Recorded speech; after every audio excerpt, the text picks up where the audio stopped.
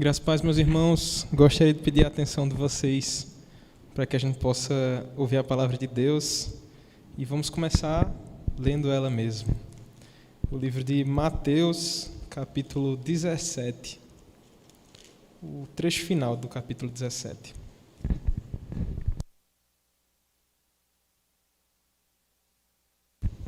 Mateus 17, versículos 24 a 27.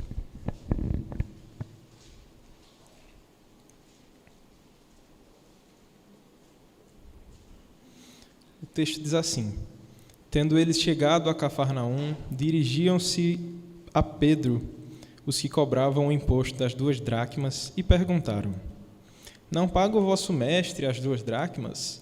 Sim, respondeu ele. Ao entrar Pedro em casa, Jesus lhe antecipou, dizendo: Simão, que te parece? De quem cobram os reis da terra impostos ou tributo? Dos seus filhos ou dos estranhos? Respondendo Pedro, dos estranhos, Jesus lhe disse: Logo estão isentos os filhos. Mas, para que não os escandalizemos, vai ao mar, lança o anzol, e o primeiro peixe que fisgar, tira-o, e abrindo-lhe a boca, acharás um estáter. Toma-o e entrega-lhes por mim e por ti. Meus irmãos, vocês já ouviram o termo história de pescador? Se você é da minha idade para cima, você já escutou isso. Talvez a moçada ainda não conheça esse termo. Mas história de pescador é uma história que não merece muita credibilidade, que você só acredita mesmo se alguém estava lá junto e diz, não, é verdade. Por exemplo, meu pai, quando era vivo, contava a história de um homem que trabalhava com ele. O apelido desse homem era Dru Mentirinha. Por aí você já vê a peça como era boa. Mas esse Dru Mentirinha, ele dizia que certo dia, certa noite, na verdade, ele, depois de ter tomado suas várias bebidas lá, estava subindo ali a Avenida Índios Cariris, no centro, e entrou a segunda à esquerda, na Rio Branco, descendo com toda a velocidade e percebeu que o sinal ia fechar, mas o carro dele estava faltando freio, não ia conseguir frear a tempo. Então ele deu um soco no painel do carro e foi freando o carro pelos velocímetros lá. Você vê como o homem era realmente merecia o apelido que ele tinha. Certamente, essa é uma história de pescador, não essa que eu estou falando da Bíblia, mas desse Dru aí. Ele realmente tinha muitas histórias que, se fosse contar aqui, vocês iam realmente dizer que ele era muito mentiroso. Mas essa história, apesar de Pedro ser um pescador e Jesus falar sobre pesca com Pedro, não é uma história de pescador, não é uma história mentirosa que não merece nossa credibilidade. Pelo contrário, essa história vai nos mostrar que Deus conhece todas as coisas e que tem tudo em suas mãos. E esse é o resumo do que eu vou falar hoje aqui. Eu pretendo mostrar a vocês que Cristo é o Senhor do templo, que Ele está acima de todas as coisas, conhece toda a existência, controla toda a existência.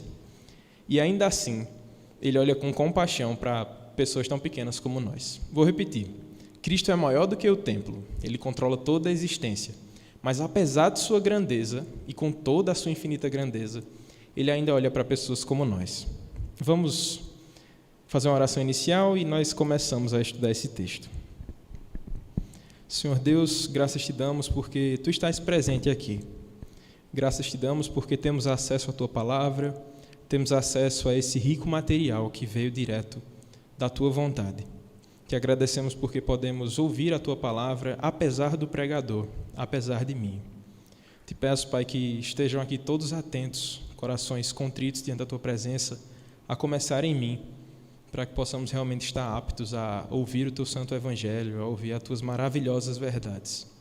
Aplica aos nossos corações a Tua palavra, que Teu Espírito se faça presente em nosso meio. Em nome de Jesus. Amém. Meus irmãos, o livro de Mateus, como todos bem sabem, é um evangelho sinótico. Isso quer dizer que Marcos e Lucas são bem parecidos com Mateus. João não, João é outra história, mas Mateus, Marcos e Lucas são bem parecidos. E apesar deles serem bem parecidos, há muitas diferenças entre cada um deles, em especial essa história. Se você olhar a próxima história, por exemplo, aí no capítulo 18, talvez a sua Bíblia tenha escrito o maior no reino dos céus e tem uma referência, Marcos 9, 33 a 37 e Lucas 9, 46 a 48. Isso quer dizer que a próxima história que a gente leria Ela também aparece em Marcos e aparece em Lucas, mas a história que a gente leu não aparece em outros evangelhos. É uma história que foi realmente exclusiva para Mateus. Isso é bem curioso, porque se você se lembra, o antigo nome de Mateus era Levi, o cobrador de impostos. E aí é uma história sobre alguém que está cobrando impostos a um pescador e um mestre de um pescador. E está aí a peculiaridade desse texto. Mas essa história que parece curta e que se você disser para uma criança ele vai fixar talvez no peixe que entrega moedas, tem muitas verdades a nos ensinar. E a primeira verdade que a gente pode aprender nesse texto vai estar nos versos 24 e 25, que vai ser a seguinte: Jesus conhece tudo o que é dito e feito nesse mundo. A segunda verdade que a gente vai poder aprender nesse texto está no verso 26, que vai nos mostrar que Jesus é maior do que o templo. E a última verdade que podemos aprender nesse texto, no verso 27, é de que, apesar de toda a sua grandeza, de toda a glória e majestade, o Senhor se importa com homens fracos e pecadores como nós. Vamos ler novamente os versos 24 e 25, para que possamos realmente dar início a essa primeira verdade. Diz o seguinte: tendo eles chegado a Cafarnaum, dirigiam-se a Pedro os que cobravam o imposto das 2 dracmas, e perguntaram: não paga o vosso mestre as 2 dracmas? Sim, respondeu ele.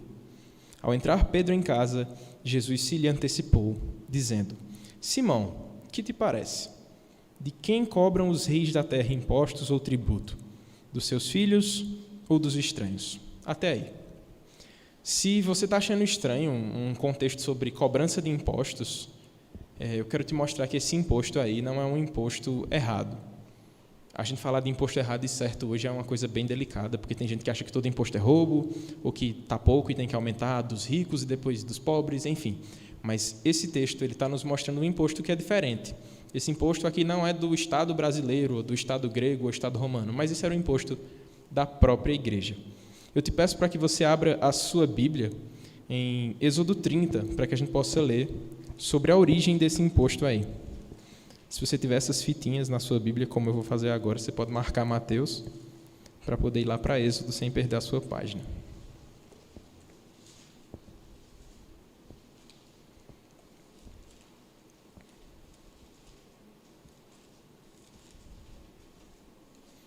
Êxodo 30, dos versos 12 ao verso 16.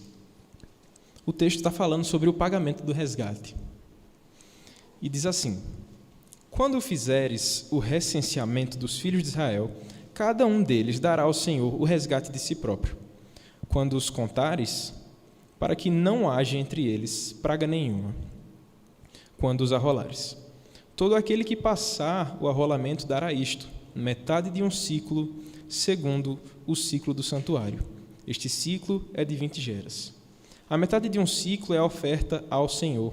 Qualquer um que entrar no arrolamento de 20 anos para cima dará oferta ao Senhor.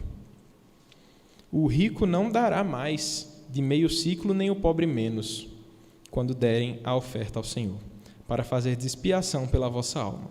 Tomarás o dinheiro das expiações dos filhos de Israel e darás ao serviço da tenda da congregação, e será para memória aos filhos de Israel, diante do Senhor, para fazer expiação pela vossa alma.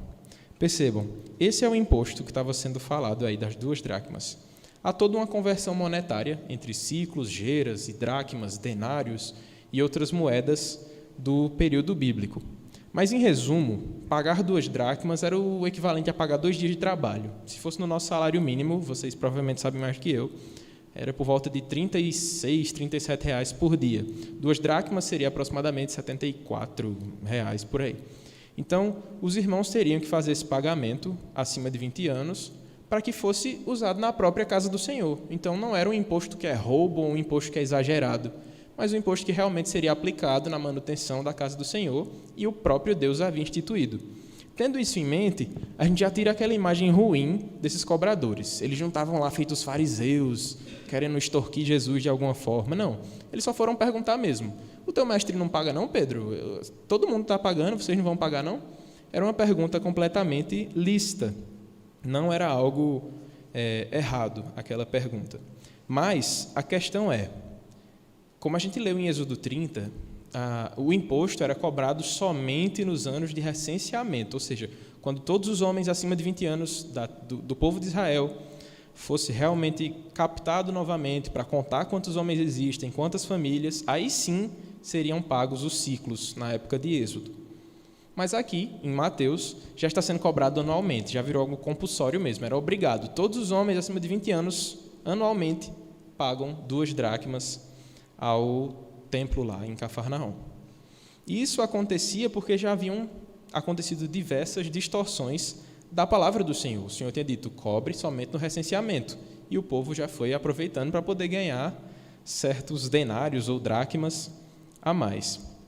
Mas o que chama a nossa atenção, agora que a gente já entendeu que o imposto não era algo errado nesse contexto, é a resposta e a pergunta que foi feita, né? Pedro não estava com Jesus, como a gente pode perceber pelo verso 25, porque ele vai dizer que, antecipando-lhe Jesus, ou seja, Jesus apressou o passo e chegou em Pedro. Então Pedro estava sozinho quando respondeu. A gente vê que Pedro simplesmente disse sim. Pedro não fez uma resposta elaborada, tentou usar uma defesa para dizer que não vamos pagar o imposto porque nós somos eremitas, algo do tipo, nós somos peregrinos. Não, Pedro disse sim, pagaremos. E essa resposta de Pedro parece um tanto quanto rápida assim, foi automática, foi meio que para se livrar daquele povo que estava incomodando ele ali. E Pedro certamente saiu com uma dúvida no seu coração.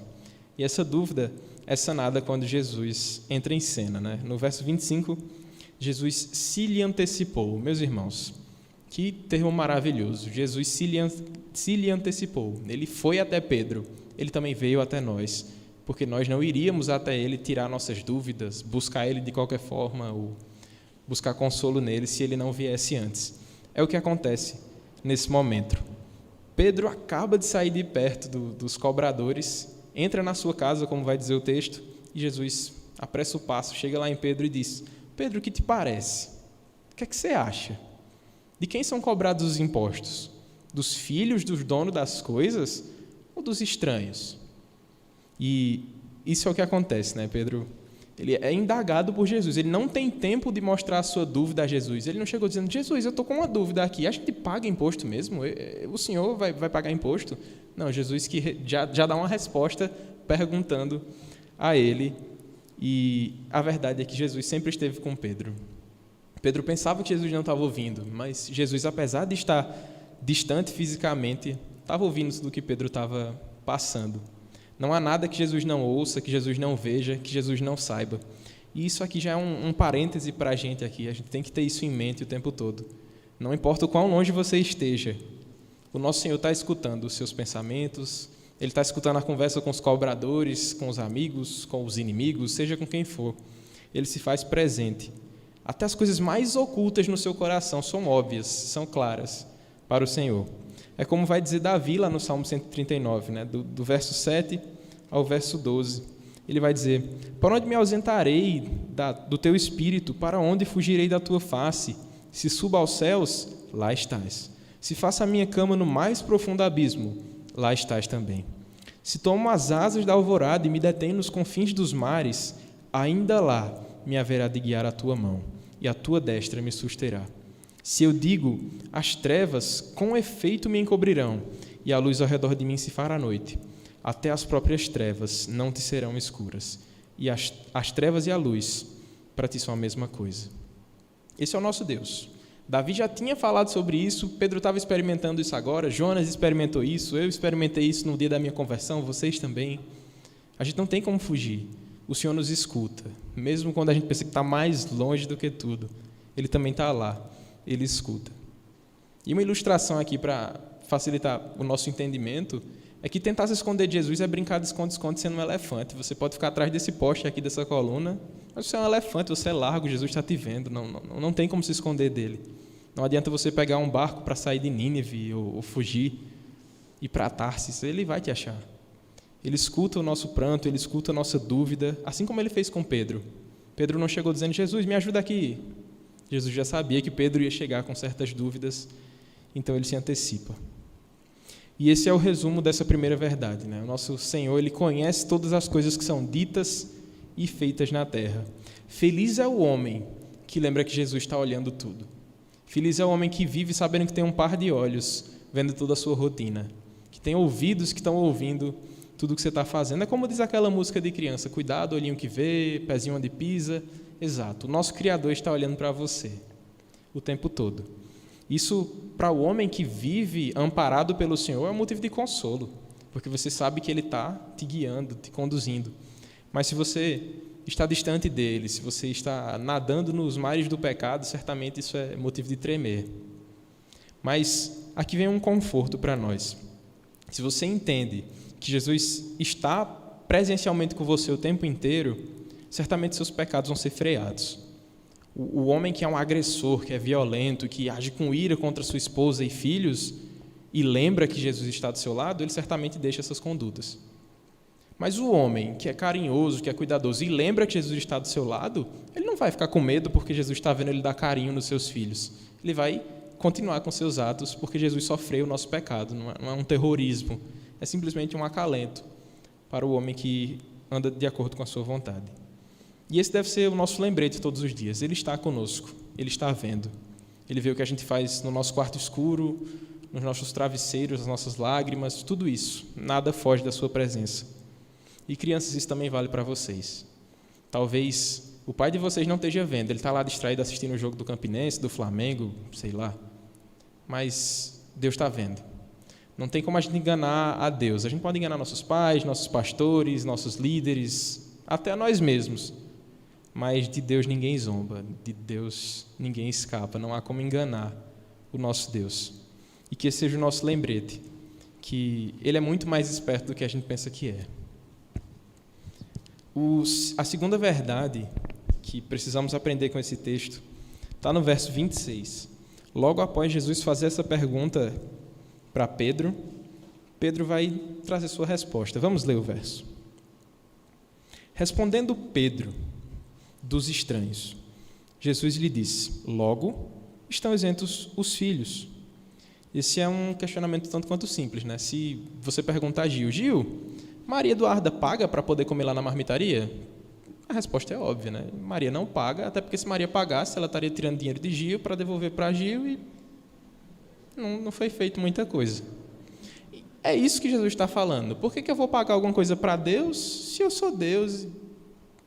Então, não faria sentido Jesus ter que pagar um imposto, porque Ele é o próprio Deus e desfrutaria dos benefícios que o próprio Deus tem. Então, talvez na cabeça de Pedro tenha feito porque ele estava falando com o próprio Deus, com o filho do dono do templo, sobre um imposto do templo. Então, nesse momento, talvez aí seja um milagre maior do que o milagre do peixe trazer uma moeda. É um milagre que é feito no coração e na cabeça de Pedro, de perceber que aquilo ali não foi uma simples resposta dos estranhos e não dos filhos. Ali era uma resposta identitária. Jesus estava dizendo: eu sou maior do que o templo. Todo o imposto que é coletado no templo fala sobre mim. Jesus estava mostrando ali que Ele é o rei sobre todas as coisas. E Pedro desfruta dessa resposta categórica de Jesus. Logo, estão isentos os filhos. A resposta de Pedro é simplesmente dos estranhos. Pedro parece que não estava num dia de conversar muito, não. A primeira resposta dele foi sim. A segunda, dos estranhos. Eu acho que ele estava todo A, B, C ou D, alternativas, marcava e saía. Ele não tinha justifique sua resposta, né? Mas aí ele diz, dos estranhos. Quando ele fala dos estranhos, ele está falando de nós mesmo. Os estranhos são aqueles que não são nativos daquele lugar. E o lugar em questão é a igreja. Logo, os estranhos da igreja são os homens do mundo. E essa é a nossa condição natural. Nós nascemos estranhos. É como Davi também vai dizer, em pecado concebeu-me minha mãe. Em iniquidade concebeu-me minha mãe. Todos nós nascemos estranhos. Ninguém nasce santo e alinhado com a vontade de Deus. Há um evento, um ponto que rompe toda a nossa iniquidade, muda a nossa mente, muda o nosso coração. E aí sim a gente pode ficar alinhado, a gente não é mais estranho. Mas naturalmente somos estranhos, somos inimigos do próprio rei. É como se o rei desse local derramasse sua graça. Volta no exemplo da marmitaria, é como se Gil desse marmita para todo mundo. E aí a gente simplesmente come a marmita e depois joga assim nela. A gente é bem grato. A gente age com ira contra quem nos dá graça, quem nos dá bênçãos. Isso naturalmente. Ninguém fez um curso para aprender a ser rebelde contra Deus. O nosso coração já nasce com essa inclinação. Nós já buscamos saciar os nossos desejos carnais. A gente vive por aí andando, achando que está vendo tudo, mas na verdade a gente está cego. É isso que um estranho é. Nós somos estranhos à presença do Senhor, vivemos em rebeldia, em rebelião. Mas a gente, graças a Deus, não termina como estranho a eternidade. Cristo intervém no nosso caminho, dizendo, logo estão isentos os filhos. Quando ele diz isso, ele está falando primeiro dele. Ele está dizendo, eu sou filho, Pedro, eu não preciso pagar. Eu sou filho, eu desfruto de tudo que o Pai me deu. Voltando ao exemplo da marmitaria, mais uma vez, eu como da marmita de graça. É meu, isso aqui é do meu Pai, então é meu também, e vice-versa. Mas o único que não era estranho, né, o próprio Cristo, estava falando com Pedro e dizendo, eu não tenho por que pagar esse imposto. Mas ele não fala no singular, ele não diz, logo está isento o filho, porque aí ele estaria falando somente e unicamente dele. Ele fala, estão isentos os filhos. Nesse filhos, um S a mais inclui todos nós. Ele inclui o seu povo, que foi comprado, que foi redimido. E nós estamos isentos de qualquer tributo diante de Deus. Eu não estou dizendo que não é para a gente dar dízimo, não distorço o que eu estou falando. Eu estou dizendo que a gente não tem mais dívidas perante Deus. A gente não tem mais nada que nos prenda e nos diga, vocês são estranhos na minha presença. Agora somos todos isentos de qualquer condenação, de qualquer tributo incabido.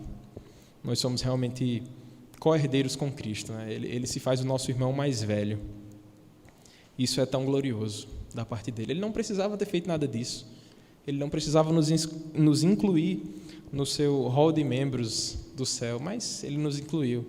Nos fez todos uma só grande família para que pudéssemos desfrutar dessa majestade. O Filho de Deus, o dono de todas as coisas, é também o Cristo que corre, apressa o passo e diz, e aí, Pedro, o que é que tu acha? Quem é que paga? Um Deus tão glorioso que diz, aqui está quem é maior do que o templo, Mateus 12:6.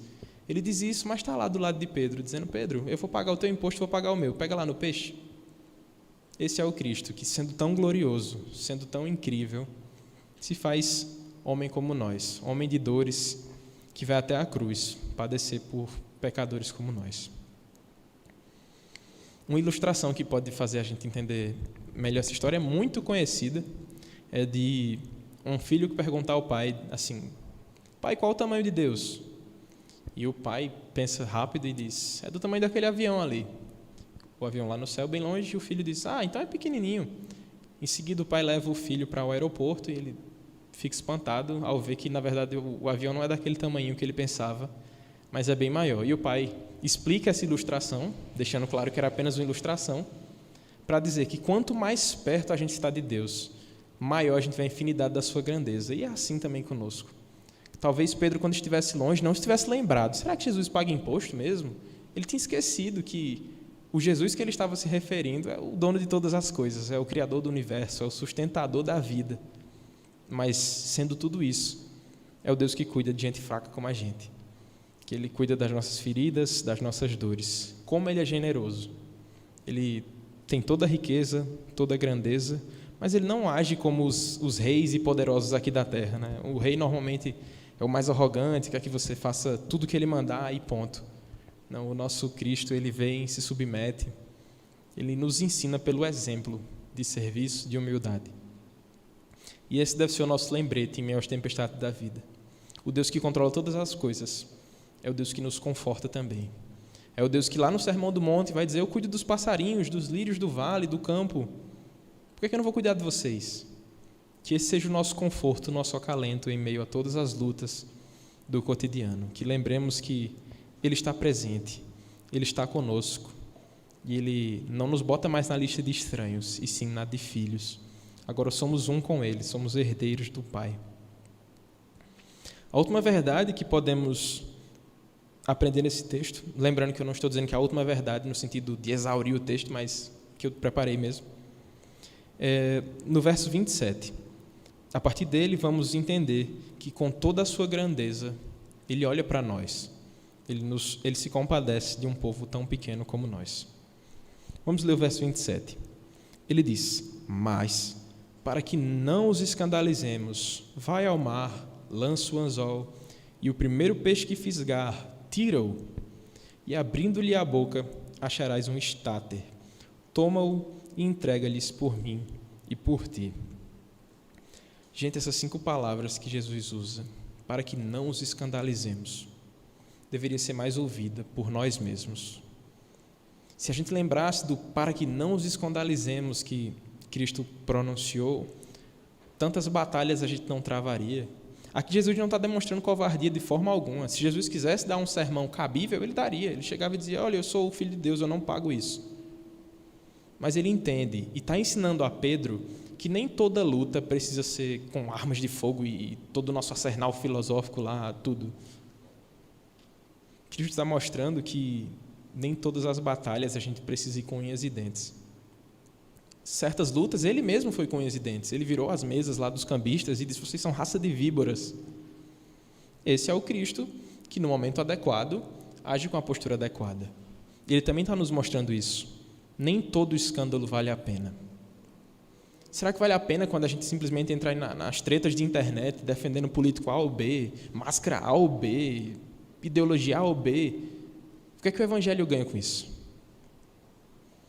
Quanto você tem contribuído para o reino quando você se dedica com todos os seus teclados ou palavras para esses combates sem fim e sem fundamento? Quanto o reino avançou por sua causa nesses embates? Eu não estou dizendo que não avançou, não. Sonde seu coração. Se avançou, continue. Glória a Deus por isso. Se não, pare. Você está perdendo tempo e talvez gerando um obstáculo. Lembre do que Cristo disse. Para que não os escandalizemos. Isso é compaixão com o fraco. Um exemplo mais palpável, se você é um irmão que acredita que bebida alcoólica não tem problema, você não precisa vir aqui com a Heineken e balançar diante dos irmãos e dizer não tem problema. Você não precisa fazer isso. Se você acha que não tem problema, consuma na sua casa com sua consciência. Mas não venha estimular os irmãos que são fracos. Talvez você não saiba que eles são fracos, mas você não precisa criar uma contenda para descobrir que eles são. O nosso trabalho não é testar as pessoas e querer amadurecer as pessoas no tapa, mas é anunciar Cristo e esse crucificado. Mostrar que essa é a batalha que vale a pena. Anunciar a todos os homens que há uma esperança, que o remédio que o mundo precisa para esse veneno tão cruel do pecado é Cristo.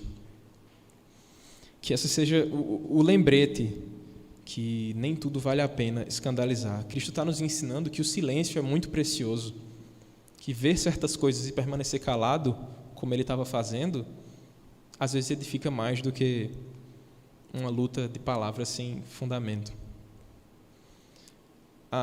Um segundo ponto de interesse que podemos ter nesse texto é o domínio que Cristo tem sobre todas as coisas. A gente não sabe se ele sabia, ele viu um peixe comendo uma moeda e por isso mandou buscar.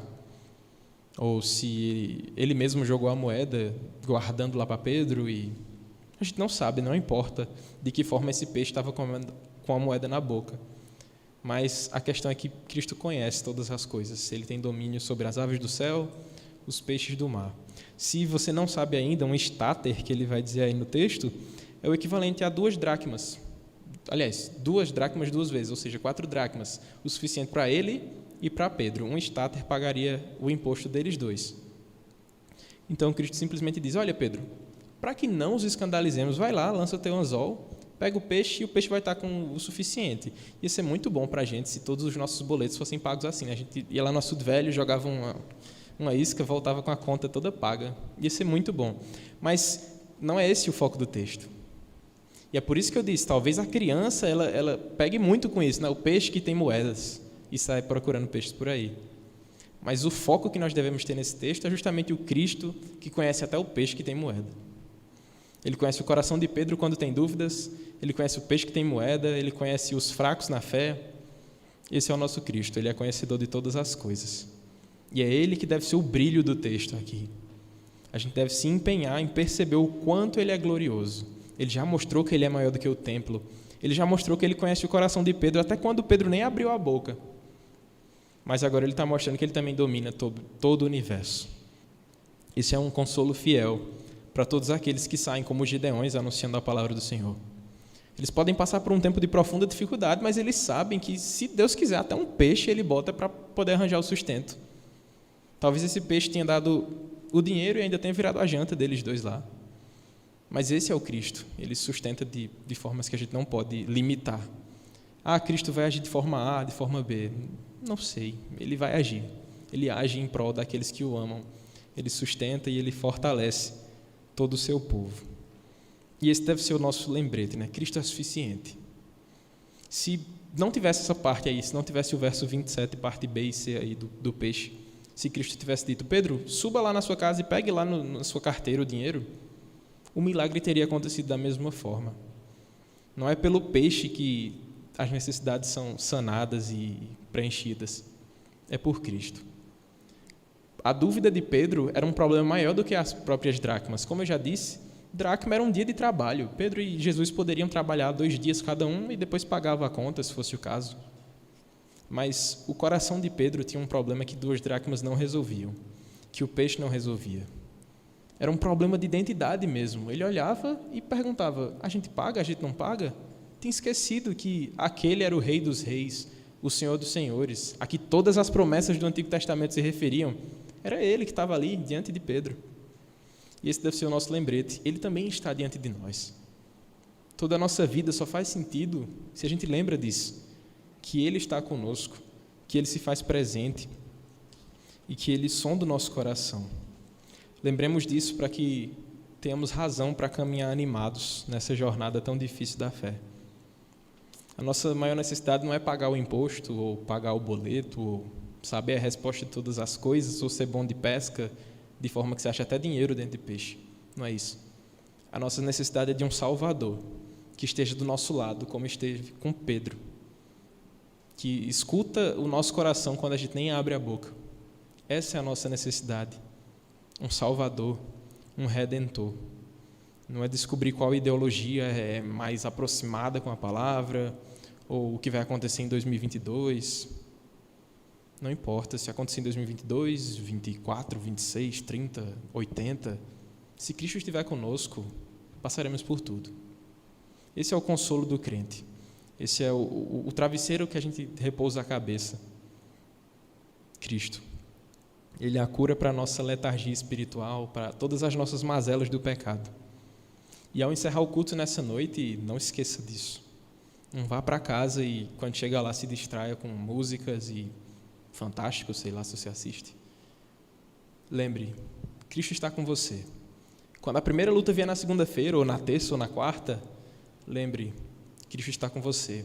Quando a primeira tentação surgir, querendo te provocar para que você esqueça tudo que você ouviu hoje, ou que você leu na sua devocional, lembre, Cristo está com você. E se você, infelizmente, ainda não pode dizer Cristo está comigo, esse também é um chamado para você. Cristo se faz presente em todos aqueles que o recebem. A mesa é grande, cabe mais um. Não é limitada a um certo número de pessoas, como algumas seitas vão dizer. Mas sempre tem lugar para mais um. A gente arrocha um pouquinho, puxa a cadeira para o lado, puxa um tamborete, mas você senta com Cristo. E Ele se faz presente na sua vida também, como se fez na minha, e nunca mais abandonou. Então, que esse seja o nosso consolo. Lembrando do que eu falei no começo, se eu te contasse uma história de um peixe que eu peguei no açude velho e pagou todas as minhas contas, você ia dizer, esse cara é mentiroso. É o Drew Mentirinha parte 2. Mas se eu te contar sobre um homem que conhece todos os peixes, sobre todas as moedas que os peixes engoliram em toda a história do universo, você não tem razões para dizer que é mentira. Primeiro porque há um testemunho revelado sobre ele, a palavra de Deus, que não deixa a gente pensar que é mentira. Como toda a igreja ao longo da história fala sobre esse Cristo e prova como tudo é verdade. E um terceiro detalhe é que eu já experimentei isso. Você também talvez já experimentou isso. Ele não se faz distante. Cristo não é uma coisa do passado que ficou lá, não. Ele continua conosco e há de continuar, como Ele prometeu, até a consumação dos séculos. No fim, eu comecei dizendo... No fim não, né? No começo, eu falei que isso era uma história de pescador. Mas no fim, não é uma história de pescador. É só uma história de amor mesmo. A maior história de amor que já existiu. O Deus que conhece os peixes, as aves, conhece os corações dos pecadores, que é tão grande que não cabe nesse templo, que diz que desmancha o templo e faz de novo em 3 dias. Tão poderoso, mas Ele se fez carne, sofreu os nossos sofrimentos, foi até a cruz por nós. Esse é o nosso Cristo. lembremos que Ele ressuscitou e voltará para nos buscar. Vamos orar?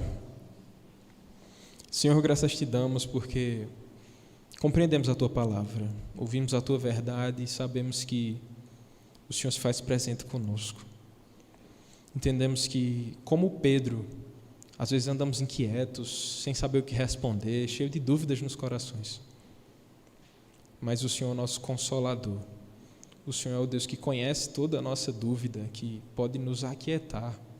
Então aquieta-nos, ó Pai, em tempos de tanta turbulência, que possamos realmente estar dispostos a manter o silêncio diante da Tua presença, não nos envolvendo em brigas A ou B, assuntos que não glorificam o Teu nome. Que nosso esforço seja realmente ser mais semelhantes a Ti, demonstrando a sabedoria que o Senhor demonstrou nesse texto. Fortalece-nos, ó Pai, para que não caiamos nas ciladas do maligno, desviando os olhares de Ti, desviando o olhar, o foco da Tua verdade. Esse é o nosso desejo, em nome de Jesus. Amém.